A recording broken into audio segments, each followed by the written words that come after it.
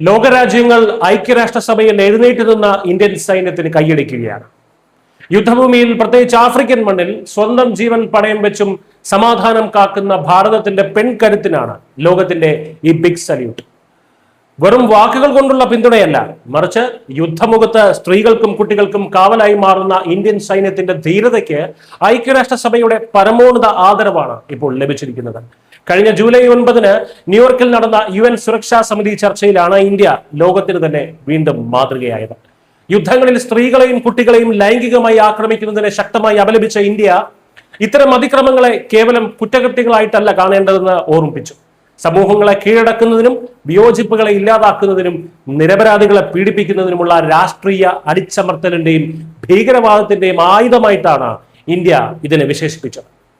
പോരാട്ടം അവസാനിച്ചതിന് ശേഷവും ഇത്തരം ക്രൂരതകൾ ഇരകളിൽ മായാത്ത ശാരീരികവും മാനസികവുമായിട്ടുള്ള മുറിവുകൾ അവശേഷിപ്പിക്കുന്നതിനാൽ ലോകരാജ്യങ്ങളുടെ കൂട്ടായ ഇടപെടൽ അനിവാര്യമാണെന്ന് ഇന്ത്യൻ അംബാസിഡർ P. ഹരീഷ് വ്യക്തമാക്കി.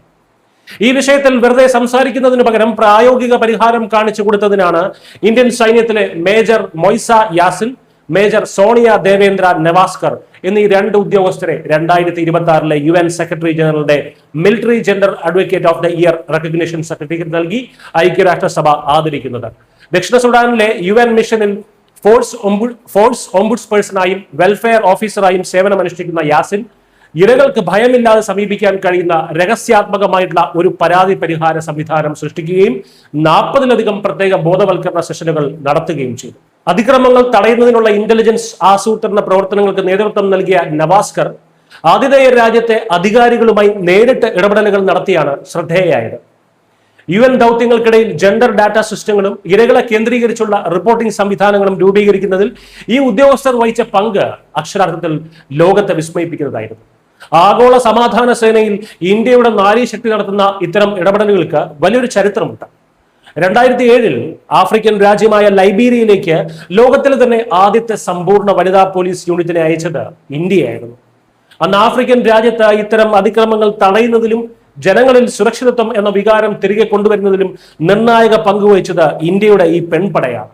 ഈ ചരിത്രം UN-ൽ ചൂണ്ടിക്കാട്ടിയ ഇന്ത്യൻ അംബാസഡർ വനിതാ സൈനികരെ വിന്യസിക്കുന്നത് കേവലം ഒരു പ്രതീകാത്മക നടപടിയല്ല, മറിച്ച് താഴെത്തട്ടിൽ പ്രതിരോധവും പ്രതികരണവും മെച്ചപ്പെടുത്താൻ കഴിയുന്ന ഏറ്റവും മികച്ച പ്രായോഗിക പരിഹാരമാണെന്ന് ലോകത്തിന് മുന്നിൽ വ്യക്തമാക്കി. 2025 ലോകമെമ്പാടുമുള്ള യുദ്ധമേഖലകളിൽ അതിക്രമങ്ങളുടെ എണ്ണം വലിയ തോതിൽ വർദ്ധിച്ചുവെന്ന UN റിപ്പോർട്ടുകൾ തന്നെ വ്യക്തമാക്കുന്ന സാഹചര്യത്തിലാണ് ഇന്ത്യയുടെ ഈ ശക്തമായിട്ടുള്ള ഇടപെടൽ വരുന്നത്. ലോകരാജ്യങ്ങൾ ഇത്തരം ഹീനമായിട്ടുള്ള കുറ്റകൃത്യങ്ങൾക്ക് മുന്നിൽ പലപ്പോഴും വെറുതെ കാഴ്ചക്കാരായി നിൽക്കുമ്പോൾ അതിനെതിരെ കർശനമായിട്ടുള്ള നടപടി വേണമെന്ന് ശക്തമായി ആവശ്യപ്പെടാൻ ഇന്ത്യക്ക് മാത്രമേ സാധിക്കുന്നു.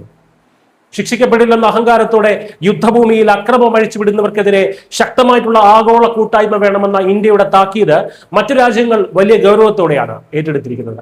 സ്വന്തം രാജ്യത്തിന്റെ അതിർത്തികൾ കാക്കുന്നതിനൊപ്പം തന്നെ ലോകത്ത് എവിടെ അനീതി നടന്നാലും അവിടെ രക്ഷകരായി മാറാൻ ഇന്ത്യൻ സൈന്യത്തിന് കഴിയുമെന്ന് ഈ ആദരവ് അടിവരയിടുന്നു. പാശ്ചാത്യ രാജ്യങ്ങൾ മനുഷ്യാവകാശങ്ങളെ കുറിച്ച് വലിയ പ്രസംഗങ്ങൾ മാത്രമായി ഒതുങ്ങുമ്പോൾ കർമ്മപദത്തിൽ അത് പ്രാവർത്തികമാക്കി ഇന്ത്യ ഇന്ന് ലോകത്തിന്റെ തന്നെ ധാർമ്മിക നേതൃത്വമായി മാറിയിരിക്കുകയാണ്. ഇന്ത്യൻ സൈന്യത്തിന്റെയും ഭാരതത്തിലെ നാരീശക്തിയുടെയും ഈ ആഗോള നേട്ടം ഓരോ ഭാരതീയനും അഭിമാനിക്കാൻ വക നൽകുന്നതാണ്. News desk.